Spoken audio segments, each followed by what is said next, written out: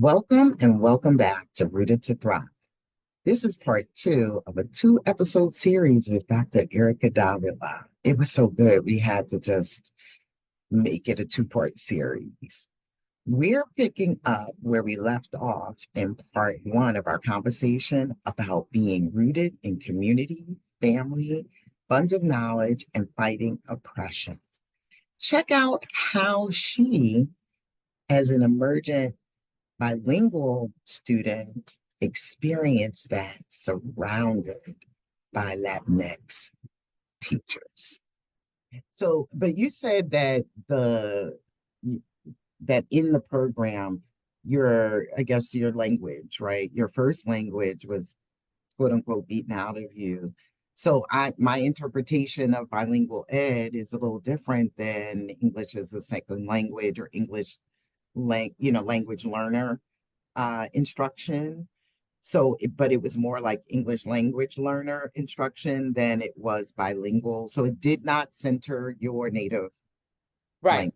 Okay. right, right. Oh, So what I have to say back to the teachers, right? mhm. They now, from what I understand and with my limited memory, they did what they could to honor our culture. Like I always say, when we talk about culturally responsive, culturally, multicultural, and whatever it is, like I had that, right? But it was by default, because again, they understood the way I talk, the way everything. They They had a understood. Yeah. very um standardized curriculum, right? Being in Chicago public Yeah. schools. Mm. So I was never given like Spanish anything to read, write. Like my memory, honestly, is writing birthday cards and, like for the family, right? Yes. And I was blessed. My mom was fully bilingual. So I know a lot of kids talk about those stories, right? And I still negotiate some of that written stuff Mhm. for my mom, have always, but there wasn't that like constant need. There's even research that talks about that being traumatizing, right? So you have kids who are translating for their parents Yes. having to share really traumatic experiences, right? Right. About migration, about domestic Mhm. violence, like, and they're obviously exposed to all of it, and then having to tell, right, like Right. the authorities or whatever. So Mm. anyway, back to the education piece. So my teachers had, we listened to Spanish music. We would have performances. Like I have memories of, Puerto Rican folk music and us doing all of these things, right? Food, but it wasn't ever like aimed at my educational, like I never learned any academic subjects, math, none of it in Spanish. Like it just not until I got Spanish one in high school or whatever, and that was trash.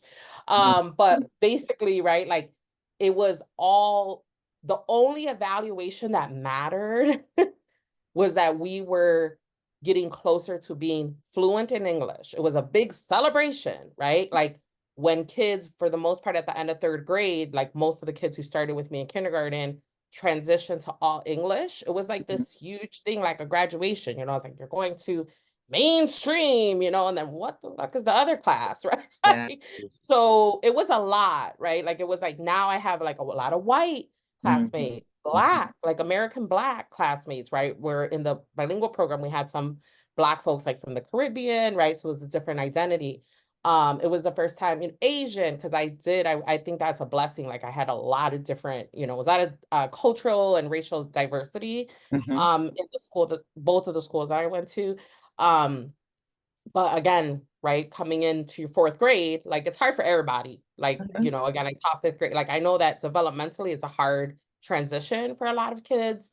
Um, and so it was like that added, right, like layer. Yeah. So again, it was all just like testing our English fluency. So there was no effort, right, to maintain our Spanish language as Yeah. far as like written, all, it was just more cultural, which again I'm thankful for, but that's very different. Yeah, that is. And that made me think immediately about how so many people today, right, who we're in the 2020s, and today people are talking about DEI, cultural competence as a political agenda And I don't want the listeners to miss the fact that I just heard an agenda that was laid out for you. There was literally a celebration of your English proficiency. That's an agenda. And it was almost every day. Ah, I mean, it was a lot. I remember mhm. these, like we would do these tests. There were these headphones. You would do these tests. And it was like every day, like who scored the most. It was so much about that. I mean, Wow. maybe it was every week, right? Because I'm Mhm, remembering many past, mhm. Yeah. like literally like 40 years, right? So it's like you think like the big celebration I do remember, and I do remember that transition, like it Wow. was a huge moment. Mhm. Even though, like I was saying, we didn't have any books in Spanish or anything like that, but now, like the teacher is not, she's not saying, Erika tiene que tener paciencia, right? Eh, She's not saying that because Mr. Gorlick did not speak Spanish, okay? Right, And so now right. I'm like, what? How do I learn from you, boo? I mean, Right. that's how it Mhm. felt, you know what I mean? Mhm. And it's no diss on the teachers. I had an amazing white male teacher for 8th grade. I'll always remember him.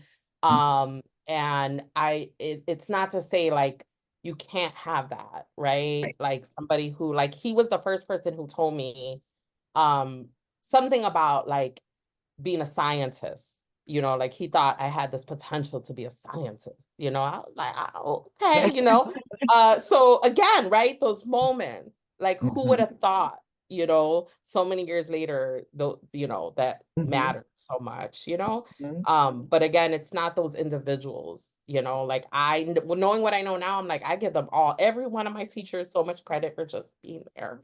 Mhm. But like knowing what I know now about the structures and the choices, Yes. right, that school districts make based on politics, based on money, Mhm. period, Mhm. that does not bode well for the least of these, as they say. The least among us. Yeah. Mhm. Thank you for that. So this is interesting because we never really delved into this story. So this is all new information, even though I've known you for 20 years, That's so true. So right? true. We're almost 20. We're But I feel almost like I didn't answer your question because I wrote down DEI cultural competence, but we could circle back. yeah, Sorry. yeah, no worries. Well, what did you want to share I on it? did want to say something about it. And I know this is the work you and I have been doing now for again almost 20 years, which is crazy.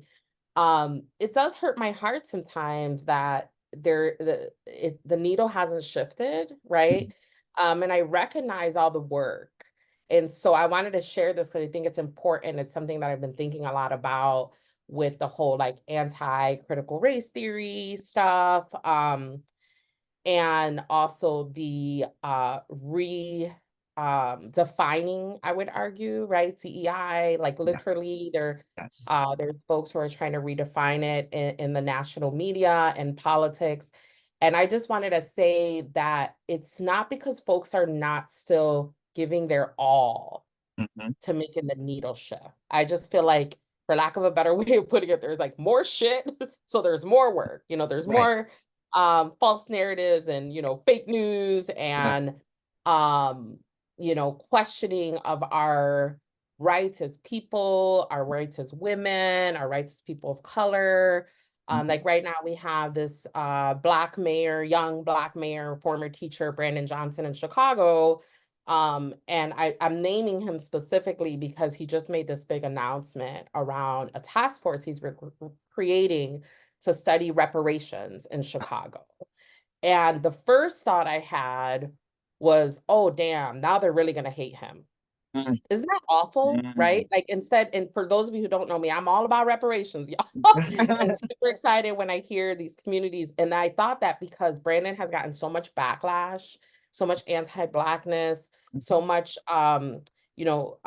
conservative politics that have these narratives, right, around blaming the Black community for marginalizing the brown community, and then the brown community, like this whole tension, especially with so many recently arrived folks in Chicago. And of course, politically, there's strategic, it's engineered, right? It's like we're gonna drop these people off in these communities, right, that are already struggling. So of course, like any animal, right? Like we're human, we're animals, right? Like we're gonna fight for our territory. And so then it becomes this narrative, right? Right. About us and them. And Exactly. meanwhile, you have, $14 million homes sitting pretty, Mhm. with maybe a resident in them, but they're not questioned, right? The people who are questioned are the people who are like, wait, you're taking our one community center to Right. house these people. And by the way, they won't have heat. Like, God forbid we question, right? Like the Mhm. quality of the housing for these humans, because it's always looked at as whatever we give them. I mean, there were programs literally that gave them tents, Mm. right? And I'm like, that can't be the solution. Like, No. is this really what's happening in 2024? Right? Right. So that makes me sad, but I also understand, right, that there is this ebb and flow, right? And there are moments where people are moved, in one way or another quickly. And that's, I think, part the back to the DEI and cultural comment, I think that's part of the issue. Is like if you're not rooted, right, you're easily swayed, right? So Yes. what do we do to root our communities for them to understand what they value? And then they Mhm. can hear through that, right, narrative of like, wait a minute, what did he or she actually Right. say or do? Or what Right. did they say or Right. do versus this, almost like gossip, right? Well, I heard, da, da, da, and then I heard, da, da, and then they're in the voting booth, right? Right. Or Right. signing off on funding, right? Because we tend to think of that voting right, which of course I honor and value, or I should say, of course, but I do. But also thinking about all the other ways people have power, Yes. like in like I said, signing off for whatever it is, Yes. there are moments, right, where you can make or break people depending on your positionality. And so taking that, understanding that power, I think is really important. I don't think we do that enough. And I think it would, if people really understood that, it would change some of the dynamics, specifically in education, I would argue. So it would actually elevate our humanity to understand our power, Yep. and understand like actually what's going on, right? Like reality. Yes. And we are and when I say we, we're talking US context, but I'm sure it applies in many other contexts, other countries, continents. Because I've been on other continents, some of the stories that you're telling, the one that you talked about your mom's context growing up, right? Now, if you're approaching 50, I'm in my 50s, your mom, is much older than that. But it was in the 2000s that I went to an African country. Um, and I'm not naming it purposely, Mhm. because I don't want people to essentialize what I'm saying, right? But I was in one country, in one circumstance, in one village, and saw more of that corporal punishment, Mhm. right? I mean, not physically, but Yep. it might as well have been. Yep. The children Yep. were approached. So we're still, again, all connected in time and space in so many different ways, right? For Yes. me, that was not a reality, right? Like I just could not have imagined um, the treatment that I saw. But, Mm. you know, we have multiple generations existing, coexisting. We're all influenced by the many generations that have come before us. And listen, we're all in the workplace, right? There are about Mhm. 7 or more generations now in the workplace together, and we continue Mm. to learn and learn from each other. The part that concerns me the most around our humanity is the quick decisions. I've Mm. seen it Mhm. in my family. I've seen it, people who raised me and I thought would think, Mhm. like, when I heard some anti-immigrant Mhm. sentiment come from people who raised me, Mhm. I'm like, well, how could it be that I don't have that? Mm. And you do, right? They were just swept under oh, there's a councilman who's having a meeting about the immigrants that are coming to to take our jobs. I had to say, to the person who said that to me was retired at the time. So I was just like, what job are they taking from you? Right. Right. But Literally. us and them perspective is taught to us, it's ingrained in us, not just by happenstance, when it's across racial, ethnic, gender, sexual orientation, religion, etc. It's across our intersections of identity. But in our American context, we have been taught through schooling, through media, through community groups, really pretty much most people that we came in contact with, and things that we saw, right? Like, because in the media, it's the news, it's movies, it's even mass communication, right? Books, etc. We are being taught to be divisive. Mm-hmm. We have been taught. That's why I think the rhetoric around DEI today is Yeah. very interesting, but they're not, people are often just kind of responding to what is said to them, Mm-hmm. like almost like a knee-jerk reaction versus taking a step back and walking people back to what really is divisive. Yeah. Yeah. People don't know what they don't know. And Mm-hmm. so, as an educator, as a scholar, you committed your life Mm-hmm. to, well, to a number of things beyond the education that the information you put out into the world, because you've also mentored people. You're mentoring leaders. I would like for you to talk a little bit about that, before we go. Like, what does your work look like now? Right? What are you on a mission to do now? Mm-hmm. And we're going to eventually get to like some practical things other people can be doing Mm-hmm. now. Mm-hmm. Yeah. So I'm glad you asked that because I've been thinking like there's a few times I want to say something about my students. Yes, please. Yeah, so I'm blessed to work with mostly folks who want to work on their terminal degree, which is a doctorate in education. And most of these folks are embedded in some way in K-12 schools, not just here, but we also have some international students. And one of the stories I wanted to share was around one of our recent grads who is from Africa. And again, not saying the country for the same reasons, as far as essentializing, but in this position that I've been working in now for almost 10 years, I work with folks who really want to think critically about the state of education and the state of schooling writ large, right? So that would be like the nutshell description. Our program is designed like for folks who are again working, right? So a lot of doctoral programs, folks are kind of doing it full time. They're doing a lot of research. The EDD, which is the degree they're working towards, is what's considered a practitioner doctorate. So it's more rooted in their practice or their praxis, even though they do a big research project, right? So I'm blessed to work with them on those research projects. Like in classes for about 3 years, I kind of like see them in and out for those 3 years. And then at the end, towards the end of those 3 years, they start working on their dissertation, a study they choose to do. And actually, I always like to share quickly, I'll share mine just as an example. And why I probably ended up staying in academia was because of my mentors as well. And so I was working on my master's degree really to get a pay bump, y'all, because I was making like $22,000 a year or something. You start off your first job and you're like, oh, damn. But anyway, went back for the master's and then was mentored into the doctoral track. And I was sitting in my advisor's office reflecting on my high school experience, which is a whole other show, y'all, because I shared a lot about my K-8 today.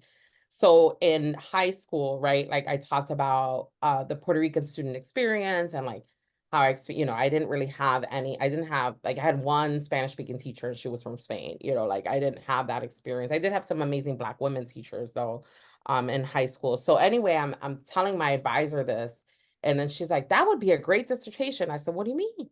She said to go back to your high school, like do some observations, talk to some folks. So that's what I ended up doing, right? So again, I'm saying that to kind of add clarity to a process that seems kind of cloudy to our people, right? Again, mom has eighth grade education, my dad has a GED. Like we didn't talk about this stuff, right? Like in the household. So it seemed very foreign, very over there to me, like that's not me, you know. So having advisors were like, it's absolutely you. Like we need to hear that story. Like, I like, oh, okay, right. Back like the eighth grade teacher, right? Like there was that moment of like, oh, okay, me, really? Okay. So with that experience, I try to mimic that with my students now, right? In the last 10 years of rethinking academia, rethinking research. Really, a lot of our students start with their own, either their story from, K-12, whatever, like their early years. But a lot of them also think about like, what does it mean to reflect on their teaching? So the student who did his study in Africa, like he literally looked at how these secondary schools in his home country were just like the urban schools in the US that a lot of critical scholars talk about being, and Angela Valenzuela has a book called Subtractive Schooling. So they were taken away from our kids, right? Instead of adding. So Father Ben found that in his home, he was like, this is the same thing. And he did this beautiful study. I say beautiful study because he's exposing, right, Right. these inequities, but it's Mhm. sad, right, to see that, like you were saying, Rochelle, like what is happening here? Like this cannot be happening here too, right? But it is, Mhm. right? Again, people who are poor or in whatever cultural context, right, of a lower ranking, right? Society values them less. The education is right there, like Mhm. one thing I want to say, like one of the biggest predictors of uh a lack of quality schooling is the number of Black and brown kids in the building in the US today in Mhm. 2024. That's Mhm. not okay, right? Like we need to change that narrative of what does Right. it mean? And like I said, you're gonna keep fighting and you're gonna be like, dang, we're still dealing with it. Yep, we keep Yeah. fighting, like we have to. Like, if not, then what will happen, right? Like these folks that I work with, mostly students of color, a lot of first generation students who have similar stories of saying, like, I didn't even know what it meant to get a doctorate, and they're doing these amazing studies, like one of my favorite recent one is the Dr. Gerald Holmes, who Mhm. studied golf, right? And so, I'm just not an athletic person in general, y'all, but I was like, I don't know shit about golf. But we have a committee and they know. And so we worked it out and he ended up doing this amazing study of basically how golf, right, in this cultural context is currency and Black folks have been left out. And so he works with young kids. He's an athletic director and he teaches golf for Black and brown boys. And he was like, I need to figure this out. And of course, I kept challenging him, like, bring some young ladies in there. But anyway, the studies range, right? But I learn something new every day, Yeah. right? If it's about the way they're trying to understand this phenomenon. And I would say what really gets me excited is ways to change the phenomenon, Mhm. right? Like Mhm. what can we do? What's the drop in the bucket, right? The dent, like what can we do to change those narratives, to honor the students in ways that we weren't honored. And it's really a blessing to do it from afar, right? Like to be like, I like to say, like, I feel like I'm priming the torch. Right. Like as I get a little, seasoned more, like I'm like, I need to make sure they're ready. So like this last May, so God, that was just a couple months ago, not even. In May, I had my two former doctoral students hood, which means they worked with doctoral students. So they birthed their doctors. Oh, So it wow. was like this beautiful Wow. moment where I was like, oh man, like they're doing the work now, right? Like, so that's something that I aim to continue to do is to, and I still get it in, like I still have these different projects I do with young people and, because I do that, I thrive on that. But I will say, and it keeps me rooted, right? Because there ain't nothing like working with young folks. They don't care what Yes. titles, they don't No, care they none of don't. that, honey child. Like none of it. Exactly. Like they keep it real, they keep you It's true. real. They need us, period, right? Um, and I need them, right? But working with these emerging, scholars and teachers, leaders, principals, has just been amazing, like to see the hope what they're going to do, right, in the next 10, 20, 30 years. Yes. So, so your work really is in exposing inequities, right? Whether you're doing it from your direct research or your mentorship, and So you expose these inequities and you're giving opportunity, you're giving birth really to opportunities to change the narratives that don't serve us well, Absolutely. right? Or people who have been um, negated, invalidated, Yeah. considered worth less. Yes. Yes. Oh, that's powerful. That's powerful. Of course, I knew that, but I'm so glad that the rest of the world is getting to know that too. You know, Oh. so I am. I am. So I want you to share with us any, well, if you have any last thoughts about what you would encourage others to do, and then any specific advice about ways they can be uh, anti-racist, or they build Mhm, upon how they show up as anti-racist. How can they be culturally competent or mhm, inclusive, or build on their cultural competence and their ability to be inclusive mhm. of others who, for whom the narrative has been what they lack, or what. Right. Ooh, Yeah, that's okay. yeah, I'll take a minute. That's okay. The first thing that comes to mind Mm-hmm. is to listen. Yes. Um, I think depending on our personalities, our family structures, right? Some of us, including myself, I'm a talker, I'm an extrovert. And one thing I've learned from being a teacher in every which way, because I've taught from 2 years old all the way to like 70 something. Yes. And one thing I've learned is, and this is actually a quote from Sonia Nieto, who's a beautiful Puerto Rican scholar who I follow. And she always said to be a student of your students, period. Yes. Pretty basic, right? Mhm. Still something that I always have to remind myself is Yes. like, the most important thing for us to learn in this space Hmm. is who you are, and then with that, right, how to bridge the teaching, whatever the teaching is. You can't do it without knowing your audience. So like when I worked with future teachers, I struggled because part of my job was like to teach them lesson planning, right? I'm like, to who? Like, you want me Right. to create a lesson for some like theoretical room, So, but that's the gig. It's still the gig, by the way. So, Hmm. how do we push that, right? Right. And so, one Hmm. of the stories I wanted to share was when I was at Arcadia, there was a group of us, who worked together, right, to rethink, students, the whole student teaching experience. What does it mean, like, to become a Hmm. teacher, right? And so we intentionally worked with the school district Philadelphia, right, North Philadelphia schools, and it was something for our students, right, that was life changing, but there was a lot of resistance because, of course, that happens.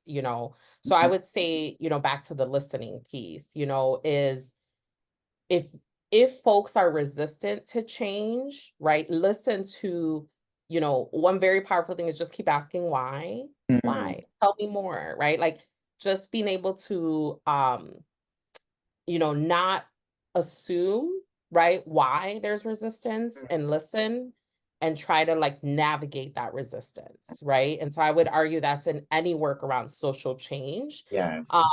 and then I would say the other thing that has helped me, and I don't remember who I heard this from, but I feel like I can like, it was something I read or heard around like who's at the table, right? So like in any space, earlier I was talking about recognizing our power, Hmm. right? And anytime you do anything for 20 years, more than likely you're going to have some kind of power, right? So, or even 20 days, by the way, that's not always the variable, but I'm saying if it's 20 years, most likely, right? Because I never sought out to be like, oh, I'm going to be a leader in the space. But again, you're just grow up in that space, right? So one thing I always, again, this thought around who's at the table, right? So Hmm. like, I'll give you an example. Like, I was on a search committee. This was at my current university, and there was one student representative on the committee. So we created the schedule, and the student's like, "Well, I have class." So the committee was kind of like, "Oh, just come when you can." I'm like, "The child has class. Like, that's number one. Like, she needs to go to class. Somebody's paying for that class. She needs to go to class, right?" Hmm. But like, why are we not centering her schedule or their Right. schedule? So that's just an example, a small example. It could also be just looking at like literally who's like, if you're at a corporation or a schoolhouse, or like who is the leadership, right? Not just who's there, but who is the leadership? Who's making decisions, right? Who has that like sign off decision making power? And then also who are they working on behalf of, Right. right? So it's not just who's there, right? Because you can't change that in an instant, Mhm. but you could question their intentions, right? Like, so whatever is happening in that space, you think about like, who are the stakeholders involved? Who is this going to impact and how, right? This could be even like a neighborhood demographic. Who's in the neighborhood? What are the services? Like Mhm. any context, right? Like who's there and whose voice is being centered, whose voice is being pushed to the margins, why? And then also I am gonna say, not just say read, just inform yourself, right? So we're blessed right now, and this is gonna sound kind of like old lady shit, but like we got the internet. I mean, you can listen to podcasts like this, you can listen Yes. to YouTube, right? To again back to the truth, finding out what matters to you instead of just letting mainstream media tell you, right? So like do your own research on your community and your people. Like there's always, not always I should say, usually somebody else who can help in your network, Mhm. right? That's 6 degrees. So if you don't know, you think about like, oh, I think so and so's sister worked at a hospital. Reach Yes. out to so and so and be like, can I talk to your sister? Like, Yeah. use your network for sure, because we've been Mhm. socialized to think that's a bad thing. Mhm. But my best example is the double bushes, honey. If you could come in and be president, y'all shouldn't worry about having your sister that works at the hospital talk to somebody who, wants to become a nurse or whatever. Right. Talk to the sister, like Yes. use your network. I think that is Mhm. really, really important. And again, we're socialized to think there's something wrong with it. Like you're Yeah. hooking somebody. Right. And it's like, yeah, well, whatever we call it. Is it, the thing is you're not the first one. And Exactly. it, if that's the way you get what you need, right? Yeah. Why would we put something negative on it? I have a whole, yeah, I could speak volumes on the many things that a negative experience or a negative connotation has been placed on, even some of our systems like the welfare system, et cetera, that are there really to cause people not to use it, Right. Right. right? To cause Absolutely. unknowing people not to use the system and feel Yep. Yep. when it was there to help support people in their situation, Mm-hmm. right? Mm-hmm. Wow. You have given us so many gems. I mean, so many. So I'm walking away with definitely listen to your students, allow your students to teach you who they are, right? Be a student of your students. Like Sonia Mm-hmm. Nieto has told us over and over and over again in all of her work. Keep asking why there's resistance and navigate that resistance. We could have a whole episode on what that looks like, right? What does Mm-hmm. navigating resistance look like? Um, and look at who's at the table. What I heard from you was use your power at that table. Know what your power is. So many of I would say a number of women, a number of people of color sit at the table not Mm-hmm. realizing their power. Mm-hmm. Yes, in Can I those interrupt you? I'm sorry. please. Because I think it's important. I should have said this, and it's something I always tell my students, especially when I work with newer teachers, is also think of that collective voice, Yes. right? Because there's something real about having a future family, and not all of us can be that person at the front line who's risking their job, period. Mm-hmm. Right? So try to find out who are the more people with more protection, I guess, right? Yeah, For some of us, it might be tenure that's or right. just years of experience in the Mm-hmm. space. It's very different when you yourself are coming and questioning authority versus a collective body questioning the authorities, right? And so again, that has been given a kind of dirty connotation in this country because communism and socialism, they all have become dirty words or whatever, but there's something real in collective action. And of course, unions, that's like one of their big thing, collective bargaining.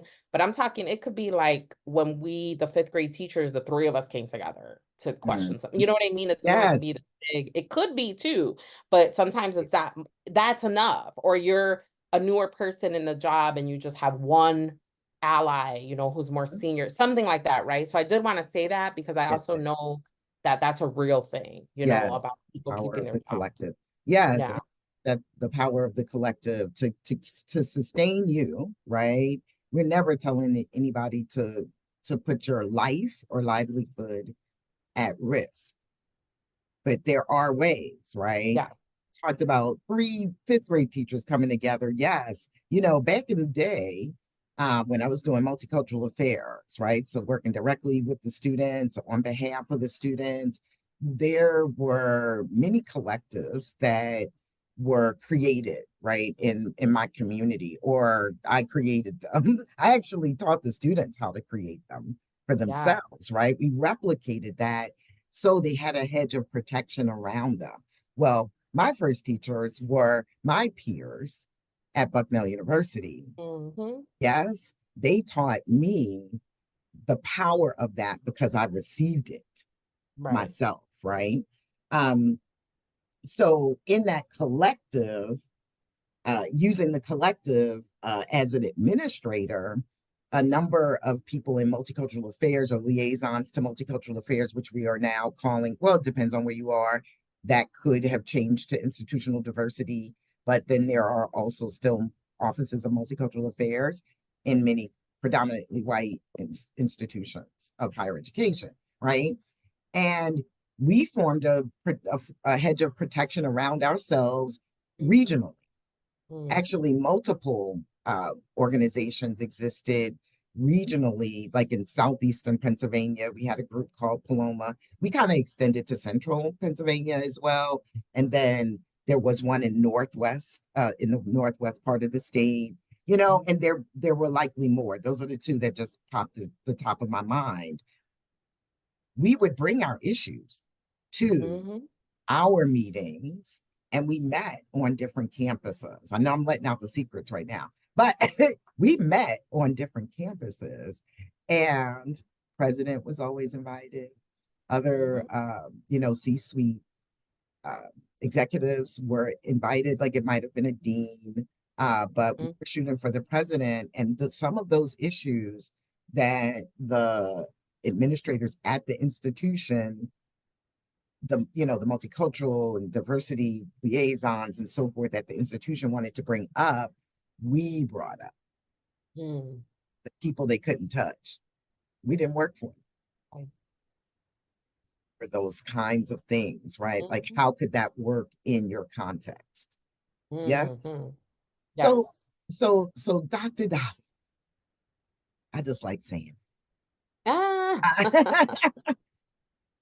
what are there any final resources that you would recommend for people? Because you did, before you talked about the collective, you talked about educating yourself, right? Yes. Yes. Pod, podcasts, using the internet, books, etc. Yeah. Are there any Yes. resources you would? I am going to share a couple.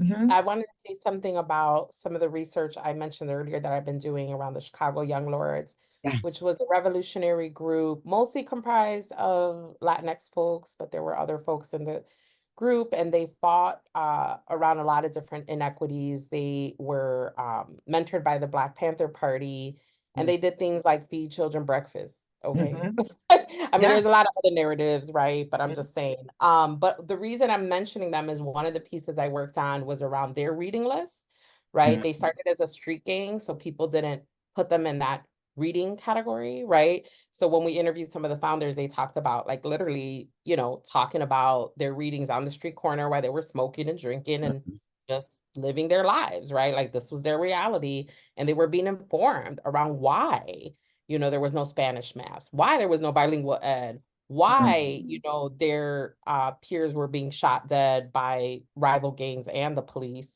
But they had a reading list and we studied their list. Oh, And some of these are more current, so I'm not sharing that list, even though I can if anybody's interested. But I wanted to share some of the books that like really helped me understand some of this conversation. This one, The New Jim Crow, Michelle Yes. Alexander. There's a lot of media on this one. So, Mm-hmm. you can find her talking about this everywhere on YouTube and whatnot. Mm-hmm. This is another one I love, Lessons in Liberation. It's a big one. It's a edited, which means there's a lot of different folks. Mm-hmm. They've even included like beautiful artwork because Oh, most of us beautiful. are just um looking at stuff on our computers these days. And so this is one like it's also very affordable. It's by the Education for Liberation Network, again, a chosen community, right, Mm-hmm. who's come together to share things like this with us. Anybody who's interested in learning. This is an older one. This is at least 20 years old because I learned about it in grad school, White by Law. This Mm-hmm. was like one of the first books that helped me understand critical race theory. Yeah. So I would say these two really helped me over 20 years ago, like really understand what does it mean to have a critique around race, right? Because again, we're socialized around this very surface, like oh, we just need more Black and brown people. No, Mm. it's deeper than that, right? Of Right. understanding engineered conflict, the ways in which these systems not just were not designed for us, but were designed to keep us where we are, like the status quo, whatever Mhm. that means, right? It could be around social class or, lack of education opportunity. But I would say, again, learning what I learned about these young, because the young lords were very young, hence the title. They had like their average, they were like 14 to 21, I want to say, off the top of my head. And so thinking about how those young folks were educating themselves and helping each other for those who had less literacy skills, that to me is a beautiful story of Yes. revolution, of love, of education for liberation and not indoctrination, which unfortunately is still the norm. Mm. Most schools, formal schools that you go into, we're still seeing a lot of that. There's slivers of hope and beautiful things happening in school buildings. So we have to keep spotlighting those Right. and showing that this is possible, right? Because again, there's this really kind of old school idea around what does it mean, to educate children. Yes. Well, I thank you so very much for Thank you, sharing. Rochelle. This was a Oh my pleasure. goodness. I really appreciate you taking your time with us and ending on a note where we took it right back to the community, right? Our street scholars. Yes. And that they were young people that we can learn from. Yes. There's Yes, nothing like that intergenerational learning, right? But those of us who are older, I would say, are the ones that need to, be remain open, yes, right, to the funds of knowledge that the young people are breathing into us. They are living the same year from a different vantage point that we can learn from. And we that will help us help them. So again, absolutely. Dr. Davila, Erica, my friend, my amiga, my chica, I appreciate you I appreciate you. taking time to just really share again, to put your light out into this world. And I just want to thank everyone who is listening. Um, is there in is there any information like of how people could get in touch with you after this that you would like to share? Yeah. What's the best way to reach you? And we'll put it in the show notes as well. Yeah, I think just my Gmail. I don't know, should I put it in Okay. the chat now? We'll put it in the show notes, right? Okay, So, awesome. but as the for people who are only listening, can you state it? Yes. Mhm. So my Gmail is my full name with my middle initial. So it's Erica R. Davila at gmail.com. So I guess if you're just listening, that's Erica with a C. So